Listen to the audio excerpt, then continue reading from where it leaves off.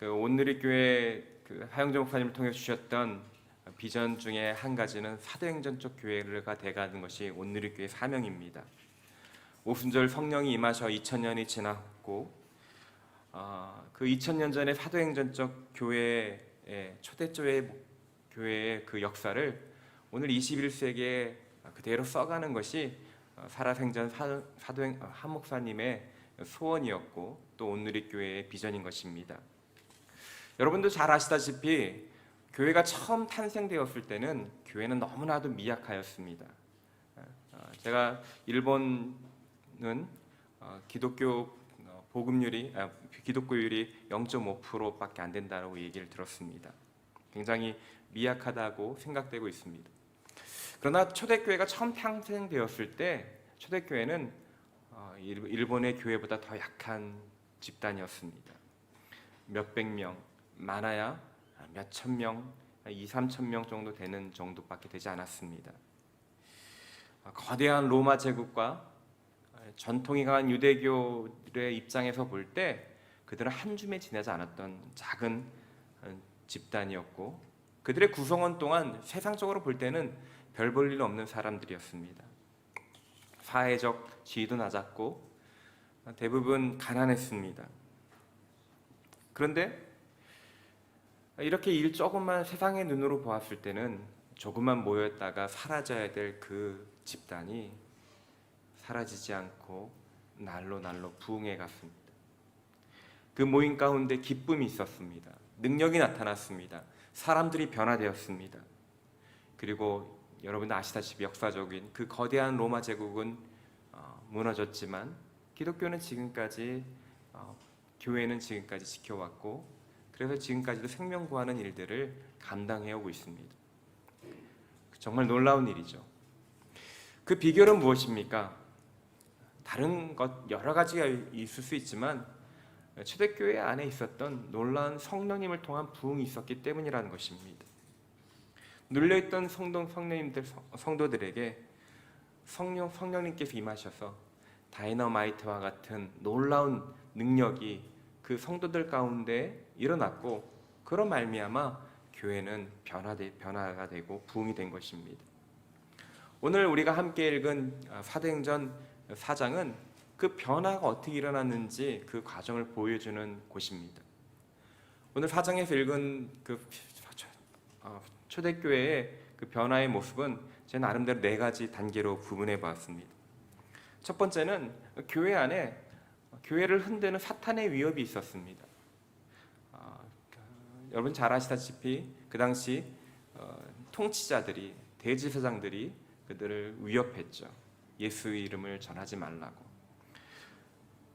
그러자 성도가 베드로와 요한이 흘러서 그들이 성도들에게 구했을 때 그들은 한 마음으로 연합해서 기도가 있었습니다. 그들이 기도를 드린 후에 성령님의 임재가 있었고 그런 다음에 그 성령의 임재가 있은 후에 사람들이 변해서 세상을 흔드는 놀라운 변화들이 일어난 것입니다. 이러한 놀라운 성령의 역사, 리바이벌은 그 당시에만 있었던 것이 아닙니다. 교회 역사상 수많은 곳에서 초대교회와 같은 동일한 마음으로 주님 앞에 무릎 꿇고 나아갔을 때 놀라운 세계 곳곳에서 이 일들이 일어났습니다. 21주년을 맞이하는 동경 온누리교회를 생각하면서 제가 말씀을 준비할 때 주님께서 참으로 이러한 놀라운 일들이 이 동경 온누리교회 안에 일어났으면 좋겠다는 소망을 주셨습니다. 이곳에 정말 우리가 세상은 지금 교회 신앙생활하기 어렵고 힘든 시간들이지만 이곳에 계시는 한 분 한 분들이 연합하여서 기도함으로 나아갈 때 하나님께서 그것을 기뻐하시고 동경 온누리 가운데 성령의 놀라운 임재가 임할 것이며 또 이 동경 온누리 교회를 통해서 이 일본 땅이 변화될 것을 확신합니다. 그 부흥이 정말 이곳에 오늘 예배드리는 이곳에 지금부터 출발되기를 시작합니다. 소망합니다. 그러면 구체적으로 좀 더 우리 이 부흥의 역사가 어떻게 일어나는지 살펴보기 원합니다.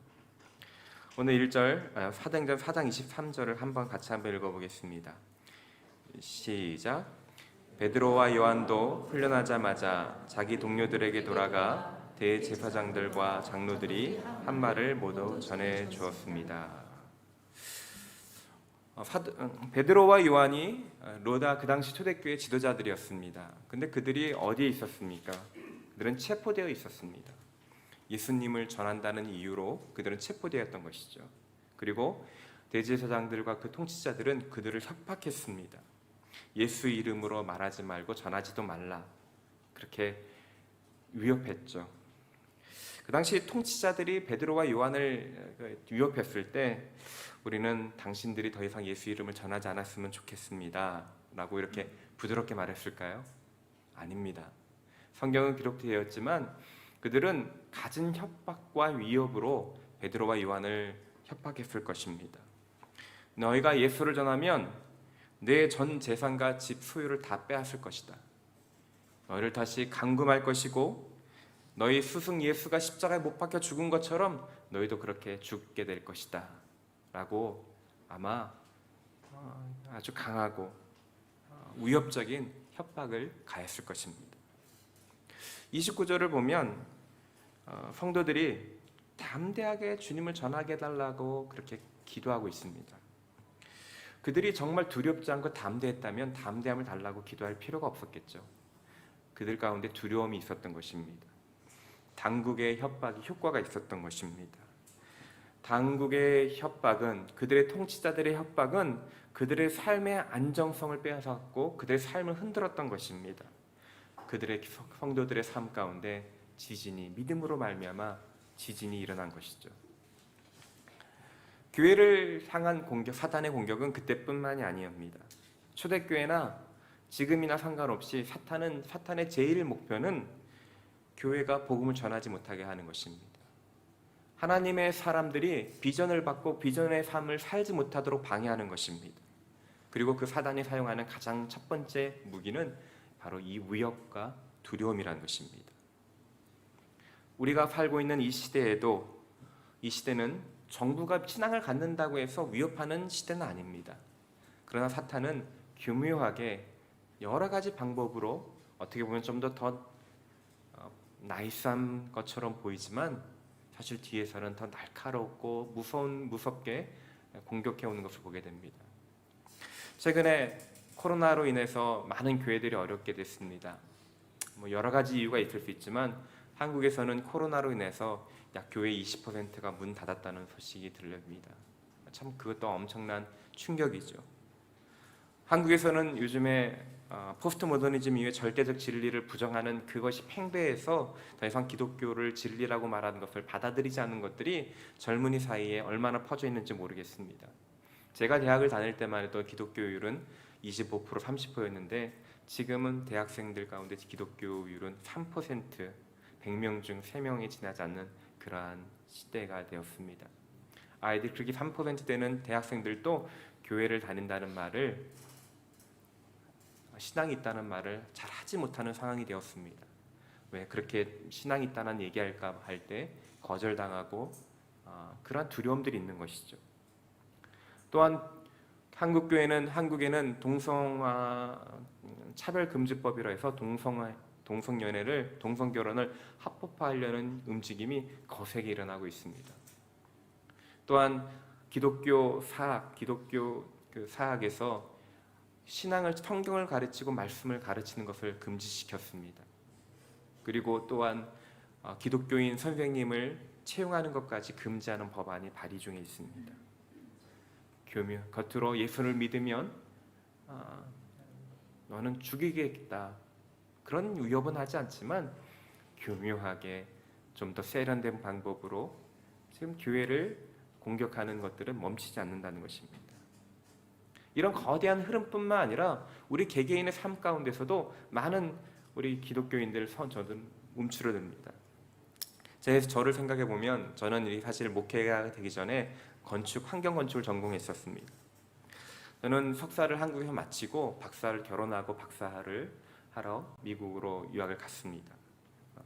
그때 당시 돌아보면 제가 박사과정을 빨리 마치고 교수가 되고 이런 플랜들이 있었습니다. 그러다 보니까 저의 진로에 가장 영향을 많이 끼칠 수 있는 지도교수를 제가 필요 이상으로 좀 두려워했던 것 같습니다. 지도교수가 한번 칭찬하면 그날은 천국입니다. 근데 지도교수가 뭐라고 한마디 하면 그날은 지옥입니다. 너무나도 그 지도교수의 말 한마디에 제 천당과 지옥을 왔다 갔다 했던 저 모습을 보게 됩니다. 인생의 성공과 나의 성공과 실패가 마치 지도교수에게 달려있다는 과도한 두려움이 제 가운데 있었던 것입니다. 그래서 내가 성공하기 위해서는 지도교수 인정이 필요하다는 그러한 마음, 이러한 왜곡된 큰 두려움은 저로 하여금 더 신앙을 향해 나아가기 위해서, 저 비전을 향해 나아가기 위해서 더 노력하고 애쓰는 그러한 것에 꿈도 꾸지 못하게 되었습니다. 주님을 위해 헌신하는 것에 한 발자국도 나가지 못하게 했던 그런 기억들이 있습니다. 사탄이 저를 두려움으로 몰아넣고 선택을 하지 못하게 몰아갔던 것입니다. 이것은 비단 저만의 경험이 아닐 것입니다.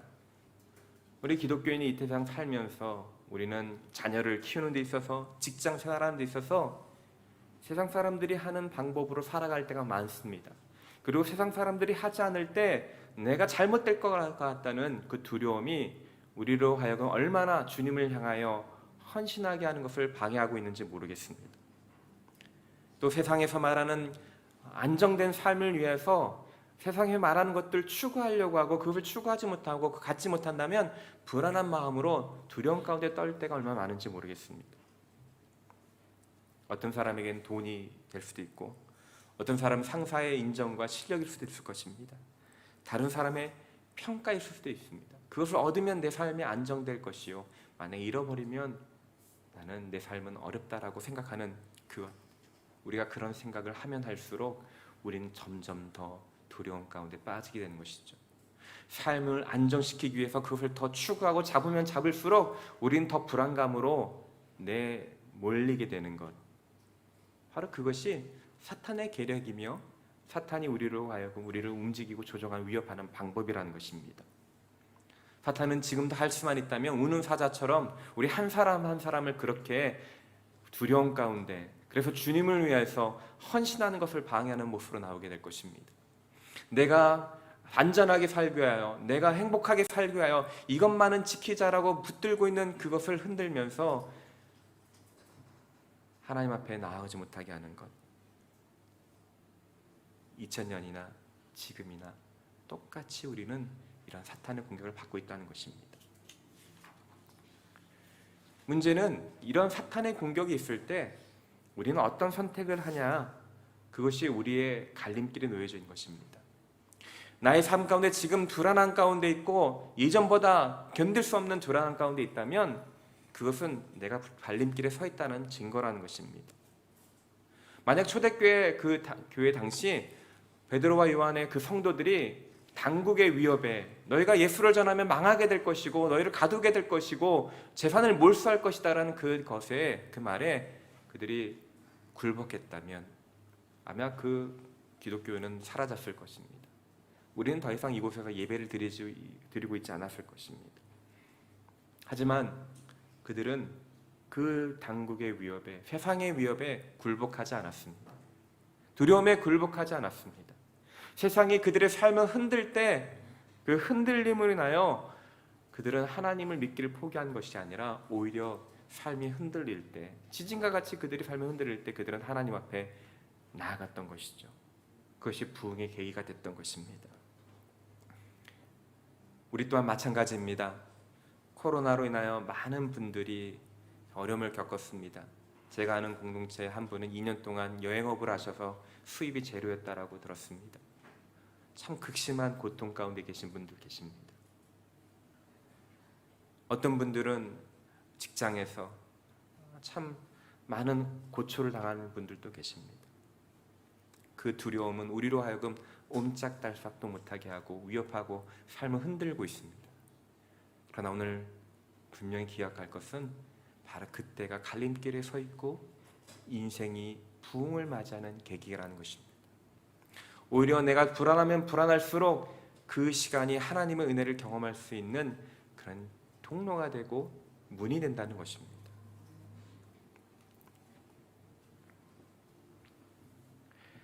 그러면 초대교회 성도들은 어떻게 했나요?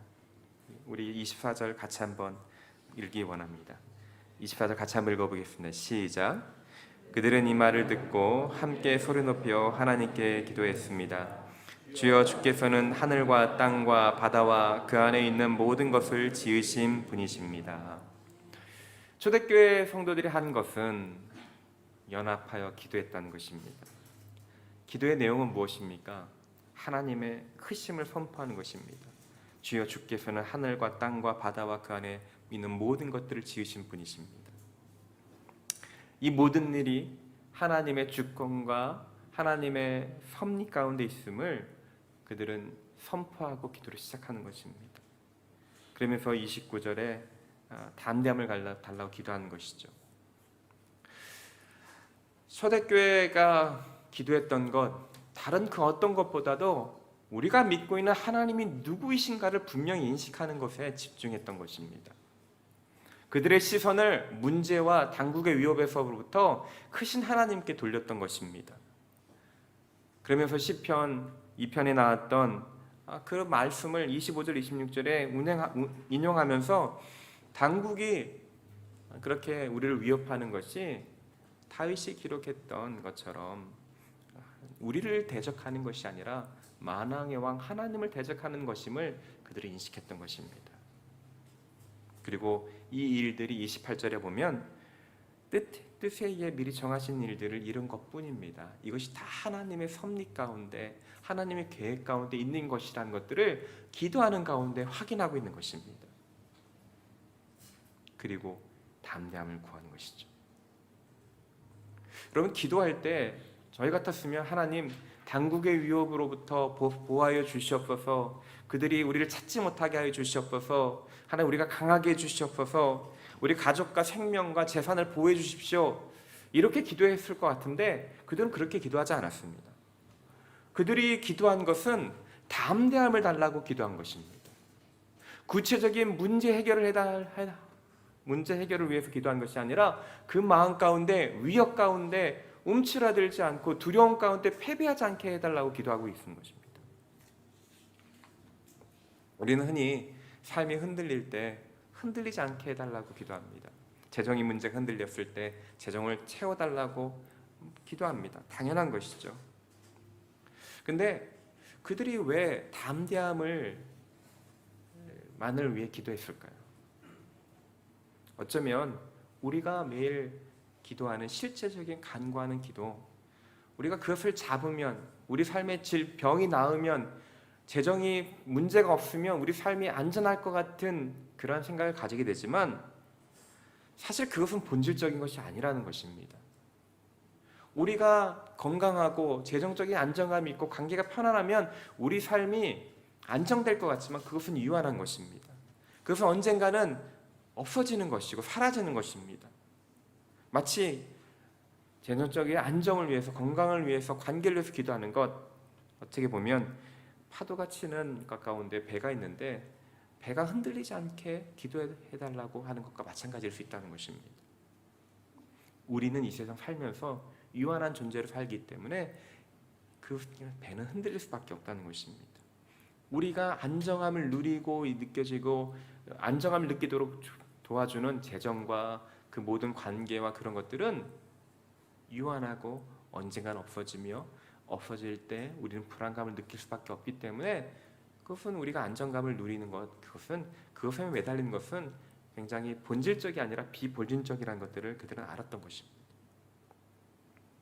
그들이 담대함을 위해 기도할 때 그들은 좀 더 본질적인 문제를 기이하고 있었습니다. 삶을 위협하고 나를 두렵게 하는 그 진짜 문제는 눈앞에 있는 당국의 위협이 아니라는 것입니다. 그들에 있어서 본질적인 문제는 눈앞에 보이는 당국의 위협이 하나님보다 더 크게 느껴지고 강하게 느껴진다는 것이라는 것입니다. 하나님은 보이지 않는다는 것입니다. 그래서 그들이 기도한 것은 크신 하나님을 의도적으로 선포한 것입니다. 눈앞에 있는 권세가 너무나 커 보여서 하나님이 보이지 않아서 두려워하는 그 자신들의 심령을 위해서, 그래서 담대함을 간구하는 것입니다. 여러분, 우리의 두려움의 대부분은 왜곡된 시선에 보는 것이라는 것입니다. 보여지고 느껴지고 만져지고 들려지는 이 세상 보여지는 현상에 의해서 우린 보이지 않는 하나님을 바라보지 못하고 주님의 음성을 듣지 못하기 때문에 우리는 세상을 두려워할 수밖에 없고 이 땅에 유한한 것이 사라지는 것에 염려할 수밖에 없다는 것입니다. 근데 주님은 우리에게 뭐라고 권면하시죠? 마태복음 10장 28절 우리 같이 한번 읽어보겠습니다. 시작. 육체는 죽여도 영혼은 죽일 수 없는 사람들을 두려워하지 말고 오직 영혼과 육체를 한꺼번에 지옥에 던져 멸망시킬 수 있는 분을 두려워하라. 우리의 두려움의 대상은 이 땅에 있는 것이 아니라 하나님이라고 말해준 것입니다. 우리가 하나님을 진짜 두려워하고 경외한다면, 그리고 우리가 하나님 편에 있고 하나님의 자녀라는 것을 확신한다면 우리는 이 땅에 있는 것들 두려워하지 않을 수 있게 된다는 것입니다. 우리의 왜곡된 시선, 바로 우리는 무엇을 바라보고 있는가? 내가 두려움을 느끼면 느낄수록 나의 시선을 점검해야 된다는 것이죠. 하나님을 보이지 않고 내 앞에 문제만 더 커 보이게 된다면 우리가 간구해야 될 것, 바로 오늘 초대교회들이 처음 간구했던 것처럼 크신 하나님을 우리는 의도적으로 선포하고 그분을 주목해야 한다는 것입니다. 두 번째로 아까 말씀드렸지만 우리가 인간은 두렵고 흔들릴 때 나를 안정시켜줄 수 있다는 것을 더 강하게 붙잡는 경향이 있습니다. 그래서 내가 불안하면 불안할수록 더 그것들을 붙잡게 되고요. 그것은 나를 더 시야가 좁게 하고요. 그래서 그것은 악순환이 반복되는 것입니다. 이것이 사탄의 계략이죠. 근데 하나님은 우리에게 뭐라 말씀해 주십니까? 우리 히브리서 12장 26절입니다. 한번 같이 읽겠습니다. 시작. 그때는 그 음성이 땅을 흔들었지만 이제는 그분이 약속해 말씀하셨습니다. 내가 또 한 번 땅뿐 아니라 하늘까지도 흔들 것입니다. 저는 지진을 경험하지 못했지만 지진이 땅이 흔들렸을 때 무척 두렵다는 얘기를 들었습니다. 근데 이 땅의 것은 오늘 성경에 보면 히브리서 26장에 보면 이 땅에 있는 것뿐만 아니라 하늘에 있는 것도 흔들린다는 것입니다. 이 말의 핵심은 무엇입니까? 이 땅에 있는 모든 것들이 유한하다는 것입니다. 우리가 나를 안정시켜 줄 것 같은 돈과 명예와 삶과 관계와 건강, 이것들은 흔들릴 수밖에 없는 것이라는 것입니다. 그래서 이 흔들릴 수밖에 없는 것들을 강하게 붙잡을수록 내 삶도 덩달아 흔들린다는 것이죠.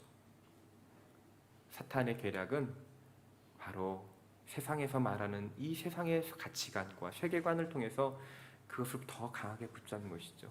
여러분, TV에서 선전하는 것은 다 무엇입니까? 좋은 집, 좋은 차를 가지면 행복한 인생이라고 호도하면서 우리는 이 세상에 있는 것과 욕망들을 거기에 집중하고 그것을 잡으려고 유혹하는 것이 사탄의 계략인 것이죠. 그러나 주님은 그렇지 않다라는 것입니다. 히브리서 10장 28절 같이 한번 읽어보겠습니다. 시작. 그러므로 우리가 흔들리지 않는 나라를 받았으니 감사합시다. 이렇게 해 경건함과 두려움으로 하나님을 합당하게 섬깁시다. 하나님이 우리에게 뭐라 말씀하십니까?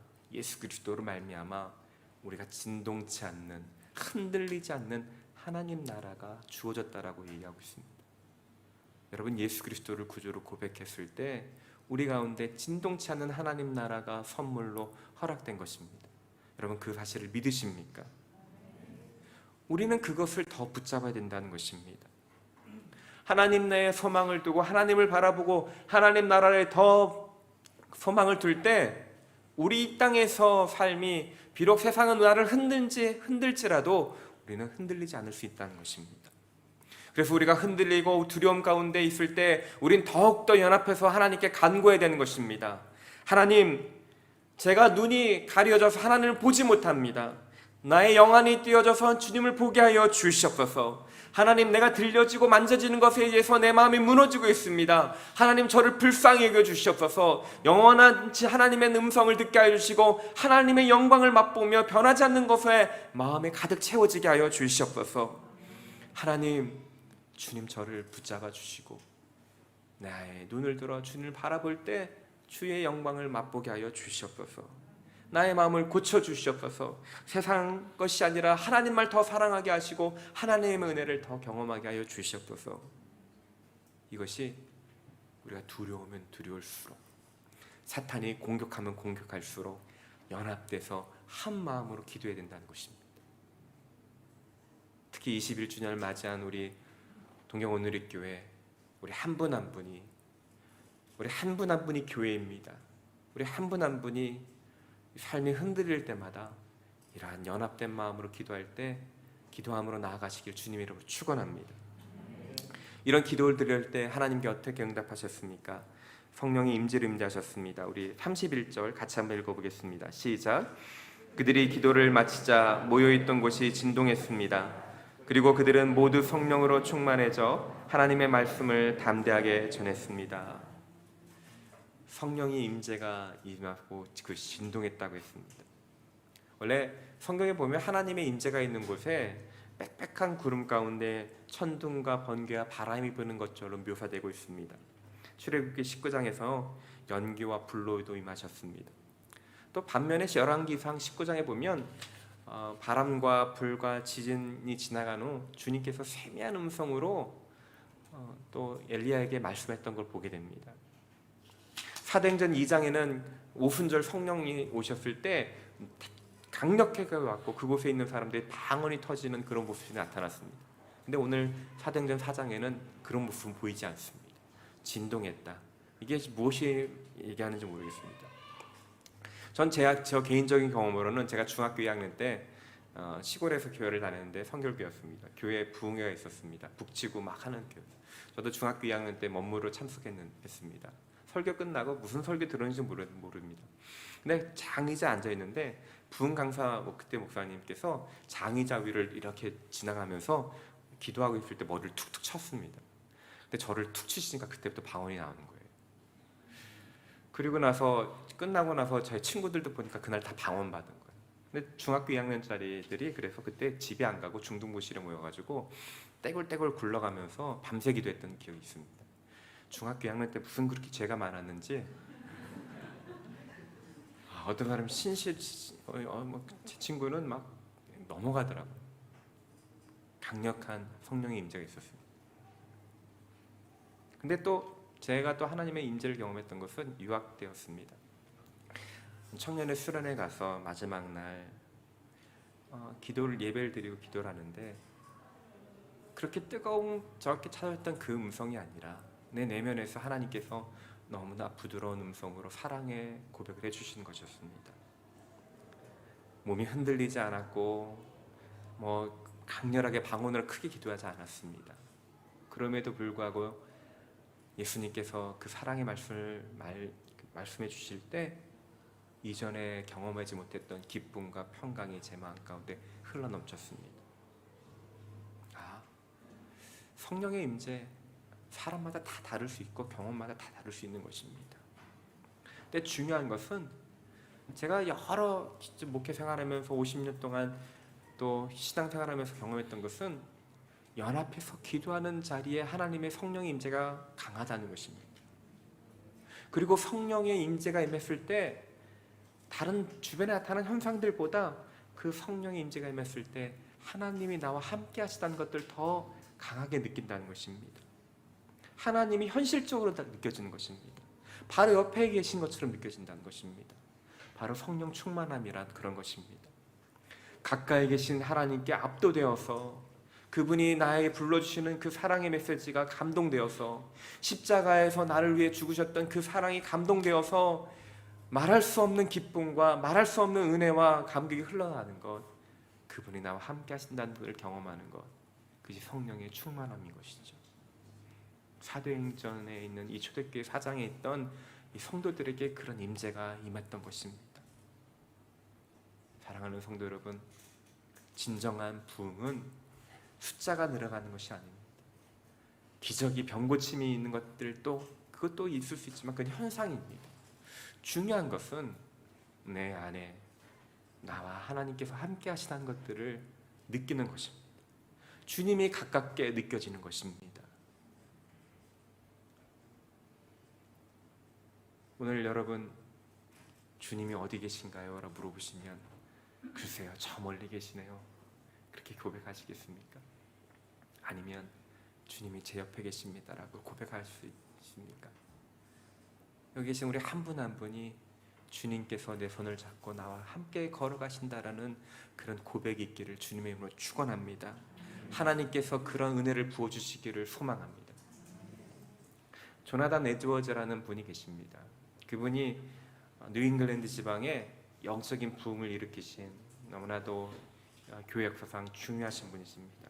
그분의 일기 가운데 하루에 성령의 임재를 경험하고 나서 이런 글을 썼습니다. 모든 것이 하나님의 영광, 지혜, 순결, 사랑으로 이루어진 것으로 보였다. 해와 달, 별들, 그리고 구름, 파란 하늘, 푸른 목초지, 꽃나무물, 그런 모든 자연 풍경, 그런 것들이 내 마음에 가득 차왔다. 나는 종종 앉아서 한참 동안 달을 쳐다보곤 했다. 낮에는 하늘에 떠다니는 구름을 바라보면서 그 속에 거하시는 하나님의 달콤한 영광을 보았다. 그때 창조주이시며 구원자이신 주님에 대한 찬양을 조용히 드렸다. 그리고 특이하게도 전에 내게 무척 무섭게 보였던 천둥과 번개가 그때는 무척 아름답게 느껴졌다. 전에 나는 천둥치며 폭풍우가 불 때 몹시 두려워했는데 이제는 반대로 그것이 나를 즐겁게 했다. 말하자면 천둥을 동반한 폭풍의 모습이 하나님의 임재로 다가왔다. 나는 그때 구름을 예의주시했다. 번개가 치는 것을 볼 때 하나님의 거룩한 음성을 들을 수 있었기 때문이다. 그것은 종종 너무나 나를 기쁘게 하여 하나님의 영광을 찬미하게 했다. 그러는 동안 하나님의 묵상 속에서 찬양이 절로 나왔고 또한 내 생각은 혼잣말로 하듯이 찬양으로 계속 울려 퍼졌다. 여러분, 이 조나단 에드워드가 이러한 하나님 임재를 고백했을 때 얼마나 그것을 삶 가운데, 일상적인 삶 가운데 하나님의 임재를 경험했습니까? 근데 그 삶이 편안할 때가 이런 임재를 경험한 것이 아니었습니다. 복막염으로 죽을 고생하면서 성도들에 의해서 배척당하고 고난당할 때 그때 하나님의 임재를 경험하면서 이런 글을 썼던 것입니다. 성령 충만함이 임할 때 보이지 않는 하나님이 느껴지는 것입니다. 보이는 것들에 의해서 흔들리지 않게 되는 것입니다. 하나님을 갈망하고 하나님 높이심을 소망하는 사람들에게 하나님은 이런 은혜를 베풀어 주십니다. 그런 다음에 어떤 일이 벌어졌습니까? 세상이 교회를 처음에 흔들었지만, 위협했지만 이제 교회가 세상을 흔들게 됐습니다. 우리 31절 32절에 보면 그것을 31절에 담대하게 전했다고 했습니다. 그리고 32절에 보면 믿는 사람들 모두 한 마음이 한 뜻이 됐습니다. 자기 재물을 조금이라도 자기 것이라고 주장하는 사람이 없어 가진 것을 모든 공동으로 사용되었습니다. 사도들은 큰 권능으로 주 예수의 부활에 대해 증언했고 풍성한 은혜가 그들 모두에 임했습니다. 그들은 담대해졌습니다. 그들은 든든한 백이 생긴 것입니다. 재산을 잃을까 두려워해요? 무슨 말씀입니까? 제 재산은 언젠간 없어질 것입니다. 나에게는 빼앗을 수 없는 영원한 재산이 있습니다. 그들은 그런 마음이었습니다. 목숨을 잃는 것을 두려워한다고요? 무슨 말씀입니까? 제 생명은 언젠가 없어질 것입니다. 그러나 나에게는 주님을 인한 하나님 나라의 영원한 생명이 나에게 있습니다. 이것이 성령을 경험한 그들의 마음이었고 고백이었습니다. 그러더니 그들은 관대해졌고, 그래서 삶을 나눴고 재산을 나눴고 시간을 나눴고 서로 사랑하며 그 성령 충만한 가운데 복음으로 나아갔던 것입니다. 놀라운 그들의 삶의 변화가 있었고 그들로 인해 세상이 흔들리고 변화되었던 것입니다. 그래서 로마 제국까지도 복음화가 이루어진 것입니다. 우리 사랑하는 동경 온누리교회 성도 여러분, 이 놀라운 부흥의 역사가 이 동경 온누리교회를 통하여 이루어지길 주님의 이름으로 축원합니다. 지금도 사탄은 여러분을 공격할 것입니다. 두려워할 것입니다. 어쩌면 마음이 흔들릴 것입니다. 그리고 그때가 기회입니다. 그때가 함께 기도할 때인 것입니다. 그때가 하나님의 크심을 간구하고 하나님의 크심을 바라볼 때인 것입니다. 그럴 때 하나님께서 임재하실 것입니다. 하나님 임재하실 때 여러분이 주님의 부흥의 여러분을 한 분 한 분을 부흥의 도구로 사용하실 것입니다. 이런 놀라운 은혜를 경험하시는 여러분 되시기를 주님의 이름으로 축원합니다.